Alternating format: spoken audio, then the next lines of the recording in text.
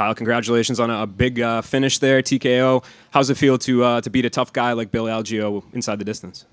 It feels a little surreal. I mean, the game plan coming in definitely wasn't to put him away that early. I mean, Bill's obviously very tough, and just the way he was able to stay up as long as he did. But man, I was coming with even more power, and I was gonna do it for 15 minutes. So I understand the crowd wasn't maybe super happy, but I think it was probably the best for Bill. I mean, he's super durable and he'd stay in there, but I mean, we don't want him taking too many more shots like that. Yeah, and did you see the replays or anything? I guess I was going to ask you your thoughts on the stoppage. Yeah, from the replays, I mean, I thought it was good. Like, I hit him hard once and wobbled him, and then he kind of, he started getting it back a little bit, and then I hit him hard again and wobbled him, and hit him hard again and wobbled him, and it was just kind of just falling around, just hammering on him. So I definitely think, by the point that the ref stepped in, I think it was a good call. Yeah, and I guess there were some flurries in that fight. He likes to kind of get wild sometimes. He does some unorthodox things. So as a fighter like you, is it tough to kind of not like bite at some of those kind of weird things? Like at one point he was throwing a spinning back kick and you kind of ducked under, a spinning back fist of his. So was it tough to stay out of that sort of storm? A couple years ago, I'd say, yeah. I mean, I still love to get in there and bang, but it's not always the smartest thing. And I believe I can get in there and bang with anybody. I hit real hard. And, once I touch your chin, even a super tough guy like Bill, I can put you on, the wobbly legs. So I love to get in there and bang. I know the fans love it. Now I'm just getting better at picking my times, I stepped in there a few times and swung some pretty big shots and stood in the pocket. And, yeah, I mean, that's what I'm here to do, put on exciting fights. You threw out Nate Landwehr's name. Was that someone that was on your radar before this week, or was it just like the math adds up? He wins 2 fights ago with a knockout. You win with your TKO. Was that kind of what encouraged you to make that call? Yeah, I mean, Nate has been on my radar, for a long time. We fought on UFC Vancouver in Canada together. And, I mean, all the 145ers are on my radar. Just, Nate had a good performance tonight. He likes to stand and bang. I like to stand and bang, so it makes sense to me.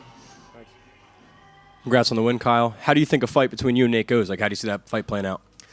It's probably going to be pretty similar to the one that I just had. Again, Nate's also a very tough guy, and I think I'm going to hit him with some hard shots, and this time we'll see him go to sleep. A lot of booze. Did you enjoy that? It seemed like you were having some fun in there. Yeah, I mean, once upon a time, I wanted to please everybody, but that's just not the game. I'm always the away guy. I'm never going to please everybody. So as long as my coaches are happy, my fiance, my kids, my family's happy, that's the only people I care about. If you guys want to cheer for me, you're in my corner, you're on my team. I love you guys. If not, whatever. And then with having a baby, congratulations, so close to fight week. Did you ever think about pulling out or any last-minute thoughts there at all? Never. I discussed it with my fiance Claudia when we got the call. I'm like, it's Bill Algeo. He's higher up in the ranks. I think this is a perfect fight for me.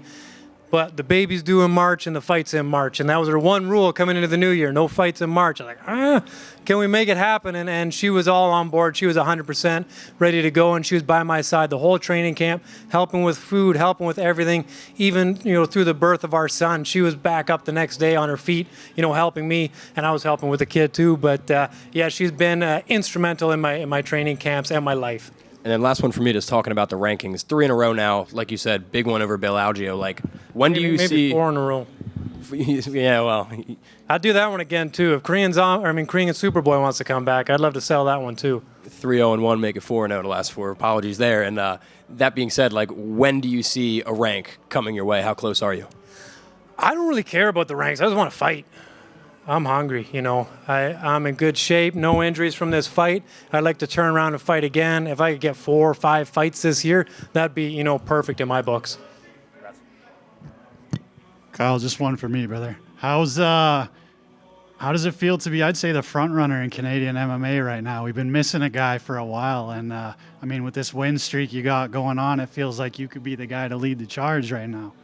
Yeah, absolutely. That's what I've always wanted to do. But we got my buddy Mike Malott, my training partner. He's doing amazing. There was a bit of a slip up in the last fight, but that's not who he is. He's going to be back stronger than ever. And Canadian MMA is just exploding right now. We got Jazz, Divisius, coming off a win too. We got so many great fighters in Canada. I think it's maybe time UFC comes back. I know they were just there in Toronto, but let's get another card or 2 in Canada this year. And I'll be there with bells on to knock somebody out. And I know we're known as the polite people, but did it feel good to kind of talk a little bit of smack back to the crowd tonight when they were booing you? Yeah, I mean, I want to be super respectful with my opponent. But if you're some drunk guy in the crowd and you want to boo, you're going to get a piece of my mind. Appreciate you, bro. Thank you. Awesome. Thanks a lot, guys.